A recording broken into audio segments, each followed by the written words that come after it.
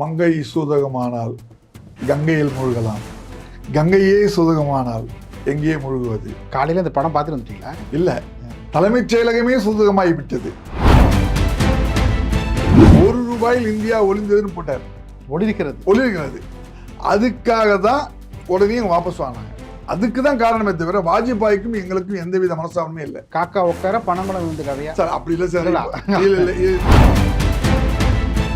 கூட்டணியில் இருக்கிற பொழுது ஒரு நிலைப்பாடு, கூட்டணியிலேருந்து வெளில வந்தால் ஒரு நிலைப்பாடு.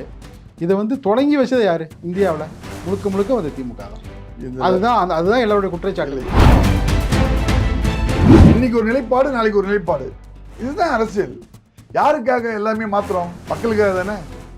மன்னிப்பு கடிதம் எழுதி கொடுத்தா உள்ள அழைச்சிக்கிறது, என்ன முறைச்சா வெளில அனுப்புறது, அதையும் சொல்லுங்க.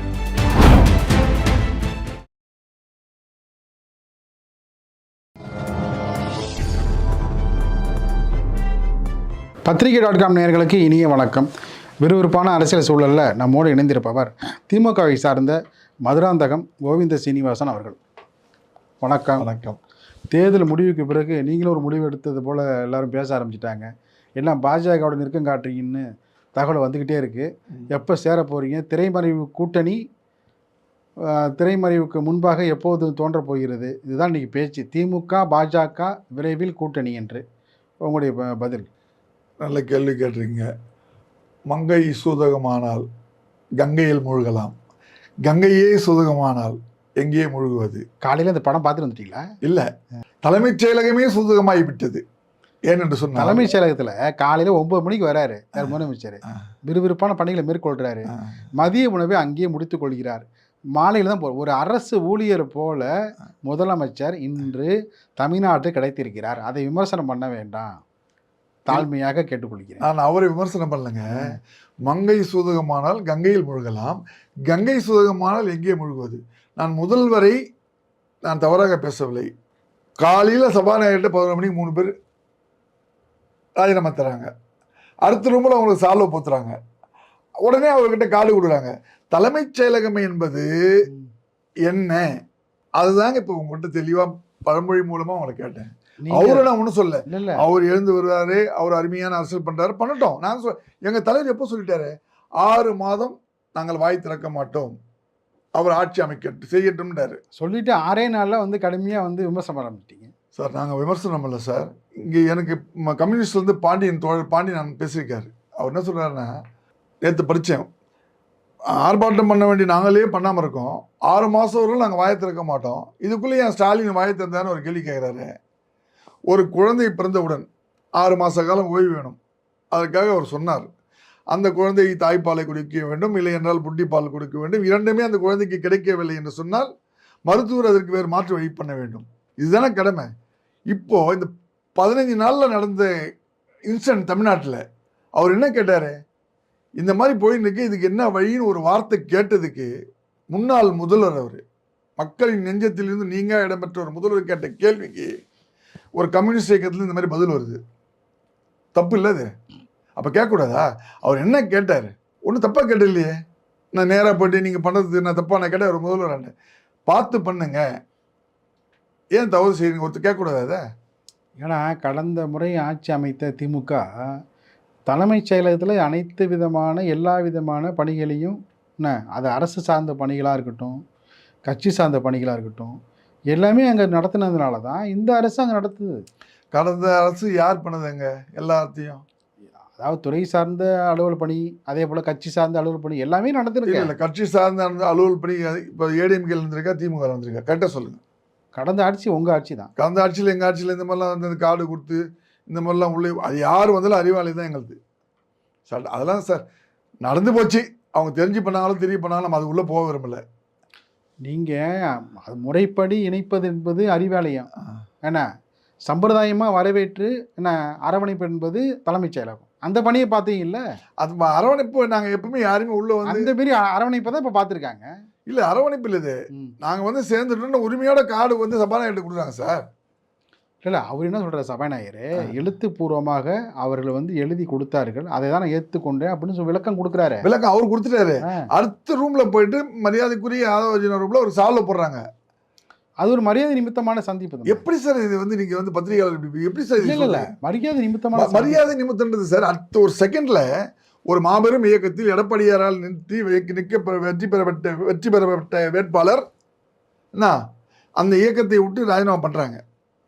பண்ணிட்டு அவங்க வீட்டுக்கு வந்து யோசனை பண்ணலாம், இல்ல மறுநாள் தலைவரை சந்திக்கலாம். நேரா போய் பக்கத்துல போய் நிதி அமைச்சர் அமைச்சர் ரூம்ல போய் சால்ல போட்டா மரியாதை நிமித்தம்னா இது என்ன சார்? மக்கள் நான் அவ்வளோ இழிச்சுவாயினா சார்? அதான் வாஜ்பாய் இங்கே வந்தார், வந்துட்டு திரும்பி அந்த ஃப்ளைட்டில் போய் அங்கே இறங்கலை. உடனடியாக வந்து நீங்கள் மன்மோகன் சிங் தலைமையிலான ஐக்கிய முற்போக்கு கூட்டணி அரசுக்கு போயிட்டீங்க. என்ன அவரு ஒரே அதிர்ச்சி யாருக்கு? வாஜ்பாய்க்கு. என்னப்பா நம்ம இப்போ தான் போயிட்டு வந்தோம், அவங்க வேணும்னு நம்ம போனோம், அந்த ஈரமே நமக்கு காயலையேப்பா, என்ன அந்த துக்கம் ஈரமே எனக்கு காயலையே, முரசொலிமாரனுடைய அந்த துக்கம் ஈரம் என்ன அந்த 14 நாளுக்கு பிறகு முடிவு எடுத்துருக்கலாம்னு சொல்லிட்டு ஆதங்கப்பட்டார். யார்? வாஜ்பாய் ஆதங்கப்பட்டார் இல்லையா? நீங்க செய்யலாம், இல்ல நீங்க செய்யலாம், அவங்க செய்யக்கூடாது. வாஜ்பாயின் மீது இருந்த இது மத்திய சர்க்காரில் வாஜ்பாயின் மீது இருந்த வேகம் எங்களுக்கு இல்லை. நாங்கள் ஏன் போனோம்னா ₹1 இந்தியா ஒளிந்ததுன்னு அத்வானி ஒரு இது போட்டார் பத்திரிகையில், தெரியுதுங்களா? ₹1 இந்தியா ஒளிந்ததுன்னு போட்டார். ஒளிர்கிறது. அதுக்காக தான் உடனே வாபஸ் வாங்கினாங்க.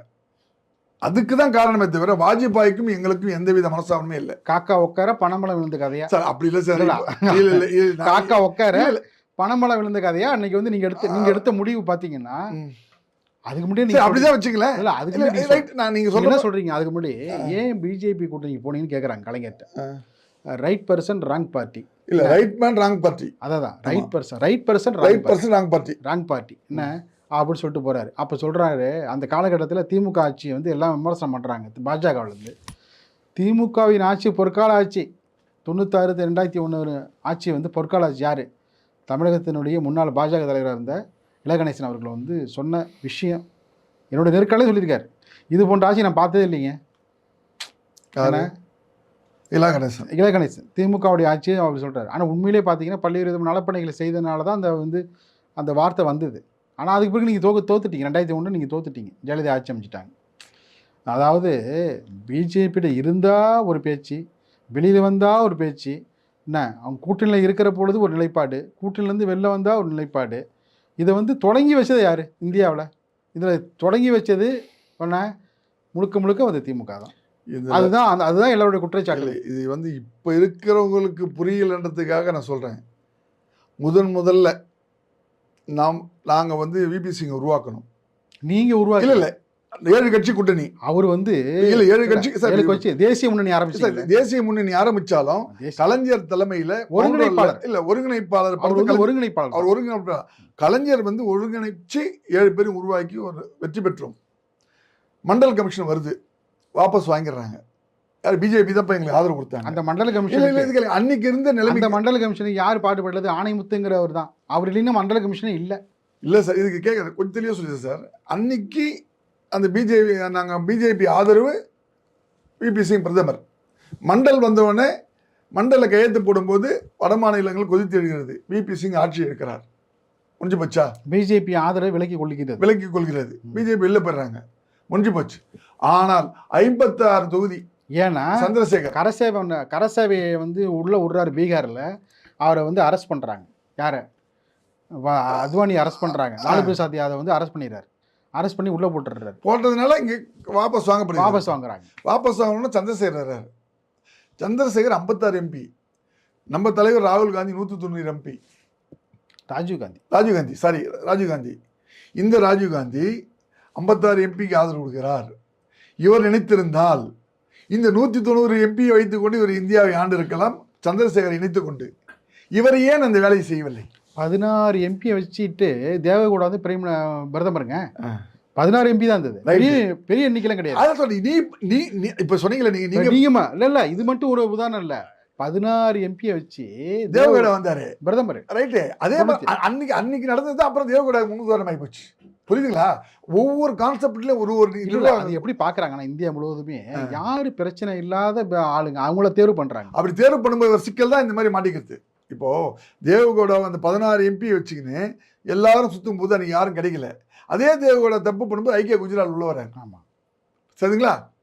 அந்த மாதிரி அங்க அன்னைக்கு ராஜீவ்காந்தியே நீ உட்கார்ந்தாருன்னா சந்திரசேகரை உள்ள உட்கார வச்சு பண்ணி தான் அது எந்த பிரச்சனையும் வந்திருக்காது இன்னைக்கு. இல்ல அன்னைக்கு இருந்த அரசியல் சூழலுக்காக அந்த அரசியல் சூழலுக்காக தப்பு ராஜீவ்காந்தி அந்த முடிவு எடுக்கிறார். இல்ல அந்த அன்னைக்கு அவர் ஒரு முடிவு எடுக்கும்போது இன்னைக்கு தேவகடாவுக்கு இவர் ஒரு முடிவு எடுக்கிறாங்க. ஆக ஒவ்வொரு சுச்சுவேஷனில் ஒரு முடிவு. யாரையும் வந்து அரசியலில் வந்து நிரந்தர பகையும் இல்லை. இதுதான் எங்கள் தலைவர் சொன்னார், நிரந்தர எதிரியும் இல்லை, நிரந்தர நண்பனும் இல்லை. இன்னைக்கு ஒரு நிலைப்பாடு, நாளைக்கு ஒரு நிலைப்பாடு. இதுதான் அரசியல். யாருக்காக எல்லாமே மாத்திரம்? மக்களுக்காக தானே. மன்னிப்பு கடிதம் எழுதி கொடுத்தா வந்து உள்ள அழைச்சிக்கிறது, என்ன முறைச்சா வெளில அனுப்புறது, அதையும் சொல்லுங்க. யார் மன்னிப்பு கொடுத்தா? நாஞ்சில் மனோகரன் விஷயம் சார். நாஞ்சில் மனோகரன் விஷயம் வந்து மன்னிப்பு கடிதம் அவர் எழுதி கொடுக்கல சார். கருவின்னு சொல்லிட்டார் சார். அவர் கருவியின் குற்றம் சொன்னார் சார். நான் காலத்தின் குற்றம் நாங்கள் சொன்னோம், தப்பு இல்லையே. கருவியின் குற்றம் சொன்னவர் நாஞ்சில் மனோகரன். அவர் பேசுனதே தப்பு. நான் இன்னும் கேட்டேன், தாளமுத்துக்கு போய் தாளமுத்து அந்த புஷவாக்கம் நீ எப்படி சொல்லலான்னு அவர் வீட்டில் போய் கேட்டு வந்தேன். நான் என்ன சொன்னார்? சிச்சாரு. ஆனால் அவர் உள்ளே போயிட்டாரு. காலத்தின் குற்றம் சொன்ன நாங்கள் இன்ன வரைக்கும் நாங்கள் வெளிலகிறோம். இதுதான் அரசியல் சார். எப்பவுமே சரி, என்ன இப்போ நீங்கள் வந்து வெளில வந்துட்டீங்க, அதை பாஜக அரசுக்கு போக போகிறீங்களா, இல்லை வந்து பார்த்தீங்கன்னா அரவிந்த் கெஜ்ரிவாலை முன்னிலைப்படுத்தி அந்த முயற்சி நடக்குன்னு சொல்கிறாங்க, இல்லை திருசங்க நிலையில் இப்போ வந்து திமுக இருக்குதா, என்ன பண்ண போகிறீங்க சார்? நாங்கள் எப்பவுமே எங்கள் திமுக வந்து எங்கள் தலைவருக்கு அடுத்து எங்கள் தளபதி சாணக்கியன். எங்கள் கிட்ட வந்து 4 பேர் இருக்காங்க, 4 தூண். யார் யார் இருக்கா? எங்கள் தலைவர் MK ஸ்டாலின் இருக்காரு. சரி. 2வது உதயநிதி இருக்காரு. நாங்கள் ஓப்பனாக சொல்கிறோம். 3வது கனிமொழி மேடம் இருக்காங்க. 4வது எங்கள் பெண் நிறுவனம் சபரீசன் இருக்காரு. நாங்கள் 4 பேரும் இருக்கோம். இந்த 4 பேர் தான் இப்போ வந்து வியூகம் பண்ணாங்க. இந்த தேர்தல் கேளுங்க, இந்த தேர்தலில் வியூகம் பண்ணது 4 பேர் தான். அதை பற்றி இவங்க 4 பேர் போன தேர்தலில் நாங்கள் வியூகம் பண்ணி எங்கள் ஜெயிச்சோம். அப்போ வந்து நாங்கள் இவங்க பேர் அப்போ ஜெயிக்கும் போது நாங்கள் அவங்களை வந்து தூக்கி வச்சிருக்கும் போது இப்போ நாங்கள் தோத்துட்டு அவங்களை போய் வருத்த சொல்ல முடியுமா? போன மாதிரி 2006 ஜெயிச்சிங்க. ஆமாம். அப்போ வந்து 96 சீட்டு அது காங்கிரஸுக்கும் பாட்டாளி மக்கள் கட்சிக்கும் மந்திரி பதவி தரவே இல்லை அந்த காலகட்டத்தில். அன்னைக்கு நீங்கள் வந்து அந்த மந்திரி பதவி கொடுத்துருந்தீங்கன்னா தமிழ்நாட்டில் கூட்டணி ஆட்சியை கொண்டு வந்த பேராவது உங்களுக்கு வந்திருக்கும் சார். அதையும் நீங்கள் செய்யலை. இல்லை சார், இது கொஞ்சம் மனசாட்சியோடு நான் சொல்கிறேன் சார். யோசிங்க சார். நம்ம ஐயா டாக்டர் வந்து எனக்கு மந்திரி சபை வேணும்னு கேட்டு இருந்தா அவரை மட்டும் இல்லை, 2 கட்சி யாரு? காங்கிரஸ், பாமக. சார் காங்கிரஸ் விட்டுடுங்க சார். ஏன் இதுக்கு காங்கிரஸ் 34 எம்எல்ஏ 18 எம்எல்ஏ தான் பாட்டாளி மக்கள் கட்சி. யாரும் கேட்கலையே. கேட்டாங்களே. கேட்கல. இல்லை கேட்டாங்க. காலையில் வீரபாண்டியார் பேசினது என்ன சாட்சி பூர்வமாக பார்த்தீங்கன்னா ஸ்ரீலகா ஹோட்டலில் அவர் தான் பேசுகிறார். என்ன அதாவது நல்ல வாய்ப்பு உங்களுக்கு, துணை முதல்வர் வாங்குங்க, சபாநாயகர் வாங்க, 5 அமைச்சர் பதவி வாங்குங்க, வாரியம் வாங்க அப்படின்னு சொல்லிட்டு பேசுகிறாரு. காலையிலே பேசுகிறாரு. மாலையில் பார்த்தீங்கன்னா வேறு விதமான முடிவுகளை வந்து டாக்டர் எடுத்துக்கிட்டார். காங்கிரஸில் வந்து பார்த்தீங்கன்னா சுதர்சனம் அவர் தீர்மானம் போட்டிருந்தார் கூட்டணி ஆட்சி அப்படின்னு.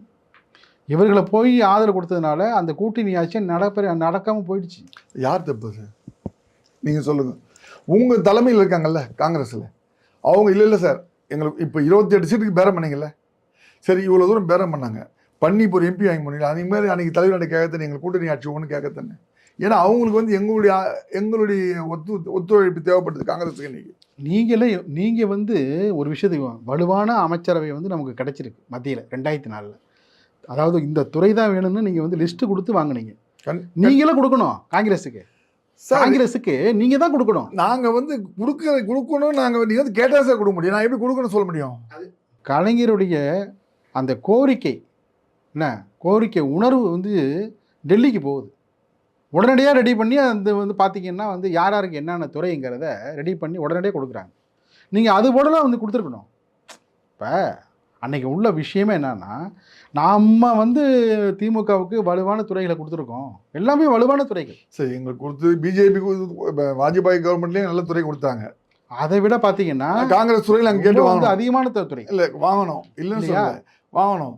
ஆனால் நாங்கள் கூட்டணியில் இருக்கும்போது அவங்க அந்த அம்மா ஒன்றும் எங்களுக்கு டைப் பண்ணல. உங்களுக்கு நீங்கள் இந்தியா முழுவதும் ஆள்ற மந்திரிகளை வந்து கொடுத்துருக்காங்க. மாநிலத்தில் வந்து ஒரு மந்திரி பதவி கொடுக்கறதுக்கு நீங்கள் வந்து பார்த்தீங்கன்னா பல்வேறு விதமான விஷயங்கள் வந்து மேற்கோளை காட்டி அந்த விஷயத்தை வந்து நடக்கக்கூடாத அளவுக்கு பண்ணிட்டீங்க. அந்த சூழ்ச்சியை பண்ணது நீங்கள் தான் அப்படின்னு இன்னைக்கு வரைக்கும் வந்து உங்கள் மீது எல்லாமே சொல்கிறாங்க. இல்லை எங்களை இன்னைக்கு கொடுத்துட்டாரு சார். இன்னைக்கு காங்கிரஸுக்கு என்ன 2 இடம் கொடுத்துருக்காரு. இந்த விஷயத்தை அன்றைக்கி செஞ்சுருந்தீங்கன்னா எங்கேயோ போயிருக்கும் திமுக. ஒவ்வொரு தவறுகளையும் ஒவ்வொரு செயல்பாடுகளையும் நீங்கள் வந்து பார்த்தீங்கன்னா, நம்ம மட்டும்தான் வந்து வாங்கணும், நம்ம யாரும் கொடுக்கக்கூடாது. அப்படி இல்லை சார். நாங்கள் எது கொடுத்தாலும் எங்களை கொடுத்தவங்கள வந்து எங்களை எட்டு வச்சு தான் போவாங்க. இது கேளுங்க.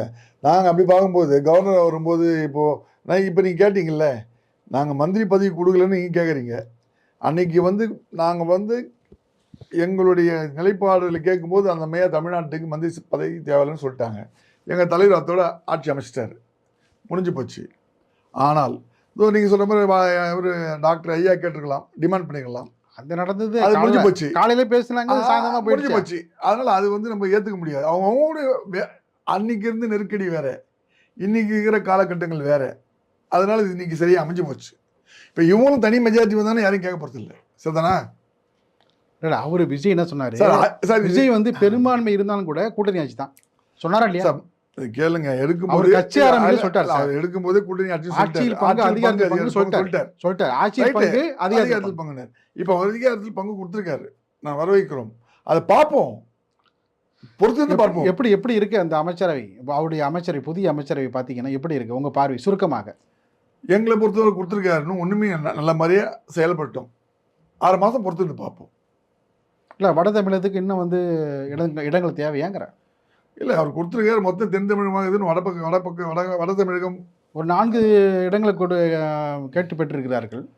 ஏன்னா அதனால் கொஞ்சம் பொறுத்து தான் பார்க்கணும் என்ன கால சூழ்நிலைகள் என்பது அவர் பார்த்து ஒரு கட்சியில் சரி பண்ண தெரியும். மிக்க நன்றி. நன்றி.